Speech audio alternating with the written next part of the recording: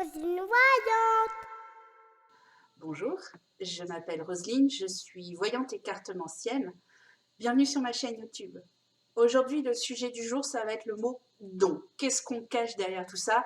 Un petit peu vous expliquer ce que ça sous-entend, comment est-ce qu'il faut le travailler, comment est-ce qu'il faut le découvrir, souvent à la question de « c'est quoi mon don et qu'est-ce que j'en fais ?» Je vais un petit peu essayer de répondre là-dessus, vous donner au moins des éléments de piste, des éléments de réponse pour pouvoir travailler là-dessus. Alors, je vais déjà un peu vous dire que c'est un petit peu erroné de parler de don. Je vais plutôt parler de capacité. Parce qu'on a un don, c'est bien sûr quelque chose qui est comme Obélisque quand on est tombé dans la potion magique depuis tout petit, mais c'est pas si simple. Le mot capacité implique l'idée de travailler sur sa capacité, de travailler, de l'amener à en faire quelque chose. Je vous donne un exemple avec le dessin. On peut avoir des capacités en dessin, prendre un crayon de façon très rapide, et puis il en sort des traits de façon plus aisée, plus facile, et qui ressemble à quelque chose un petit peu plus que si quelqu'un n'a aucune capacité en dessin. C'est pareil pour la cuisine et c'est pareil dans tous les domaines. Eh bien, lorsqu'on parle de capacité, de dons liés à l'ésotérisme, par rapport à la voyance, par rapport à la médiumnité, par rapport à la guérison, par rapport à l'empathie. Je ne vais pas vous faire toute la liste, mais en tout cas, comprenez bien que même si c'est un petit peu plus facile pour vous, ça dénote quand même l'idée d'amener sur un travail, de travailler. Le don en dessin, c'est ok, vous allez prendre un crowbar, ça va donner quelque chose assez vite, mais pour en arriver à un niveau, pour arriver à trouver son style, sa façon de travailler, c'est plusieurs années. J'en rigole d'ailleurs parce que j'ai des amis graphistes qui me disent c'est pas le temps que je passe sur un crowbar, c'est tout le temps que j'ai passé à travailler et que tout d'un coup ça ressemble à quelque chose en 30 secondes. C'est ça, avoir une capacité. Alors je mets aussi un petit peu en garde, certains de mes collègues, certains de mes praticiens, vous vous balancez comme ça un petit peu pour flatter votre ego, ah vous avez un don. Ouais, super. Qu'est-ce que vous allez en faire, quoi, quelque part? C'est un petit peu dérangeant parce que faut bien comprendre que c'est un ressort qui vous place un petit peu dans ouais, il m'a écouté, il m'a entendu. Qu'est-ce que c'est comme don? C'est magique, c'est chouette. Ben, désolé, mais il va falloir un moment ou un autre vous faire comprendre que c'est pas une loi très facile, que tout le monde n'est pas destiné à devenir Madame Soleil, ou destiné à devenir le grand guérisseur, ou destiné à devenir un grand médium. Loin de là. Par contre, comme Mozart, il y en a certains qui vont devenir des très grands virtuoses et qui vont sortir des chefs-d'œuvre, et puis d'autres qui vont s'amuser. Rien n'empêche, même si on n'a pas une bonne capacité de faire de la musique, de se faire plaisir et de jouer de l'instrument pour se faire plaisir.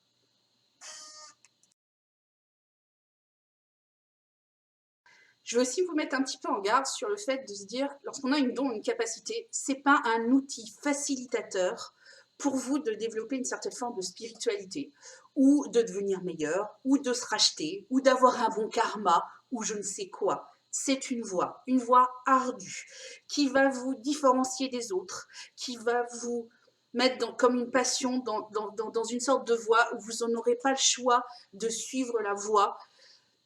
C'est pas quelque chose de simple, c'est pas quelque chose de chouette, c'est même plutôt déstabilisant, c'est même plutôt quelque chose qui tend à isoler des autres, à avoir une vie sociale différente, à se reconnaître avec d'autres personnes qui sont un petit peu comme nous. Et je vais pas vous confier que c'est pas si chouette que ça.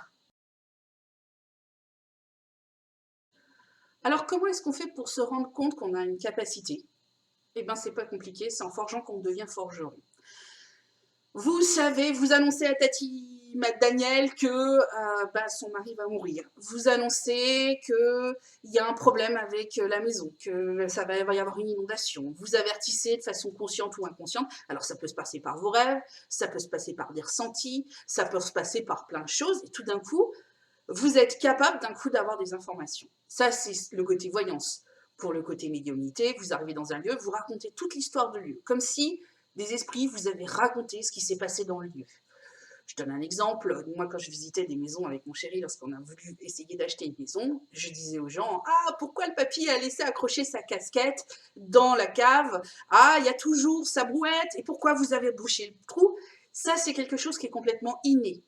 Après, pour devenir médium professionnel, un médium professionnel va vous donner 5 preuves de la présence du défunt. Qu'est-ce qu'il portait comme vêtements, son prénom, les surnoms qu'il pouvait vous donner, un petit geste affectif, un objet, comment il est décédé. Par exemple, quelqu'un qui est décédé d'une balle dans la tête, croyez-moi que ça se sent, hein, on le prend aussi dans la tête. Hein. 5 preuves de la présence d'un défunt, minimum. Donc, pour en arriver à ce niveau, je peux vraiment vous faire imaginer qu'il y a du boulot par rapport à cette histoire-là. Alors, on peut ressentir des odeurs, des senteurs, des machins. Beaucoup de gens, 90% des personnes le font. Mais, vraiment pouvoir dire, votre défunt s'appelait un tel, il avait telle maladie, il portait ça, il vous surnommait comme ça, il faut vraiment avoir un certain niveau.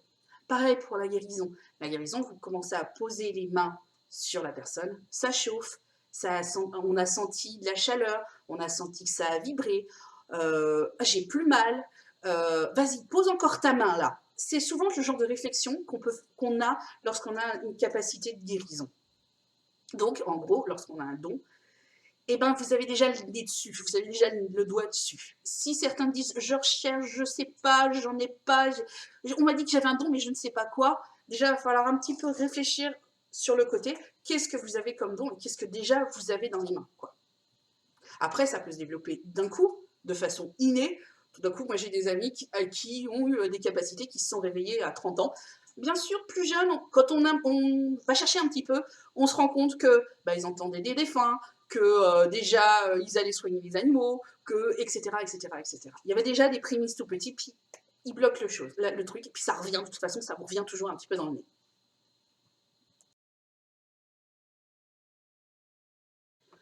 Il y a une image que j'aime beaucoup utiliser lorsqu'on parle de dons ou de capacité, c'est vous avez un troisième bras.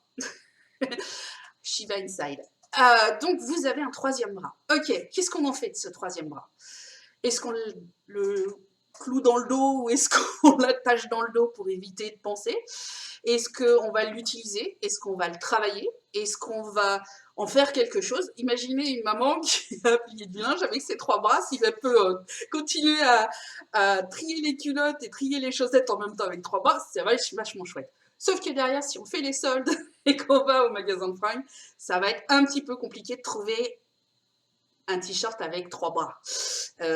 C'est une image, hein, bien sûr, mais un t-shirt avec 3 bras, ça nécessite de vous adapter, c'est-à-dire par exemple d'apprendre à faire de la couture. Ça paraît bête, mais cette image, elle est vraiment très importante. Croyez-moi que quand vous avez le bras derrière le dos et que vous avez tout d'un coup décidé de ne pas l'utiliser et puis que quelque part vous y êtes forcé parce que ça vous pousse, de temps en temps le bras ressort, quoi. Une capacité, ça se travaille. Il y a un niveau à atteindre.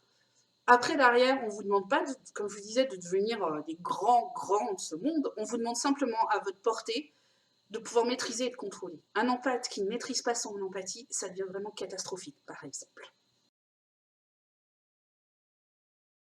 Voilà, j'espère que cette vidéo vous aura intéressé, interpellé. N'hésitez pas à me poser vos questions en commentaire, j'y répondrai avec grand plaisir. Et puis à très vite pour de nouvelles aventures. Au revoir!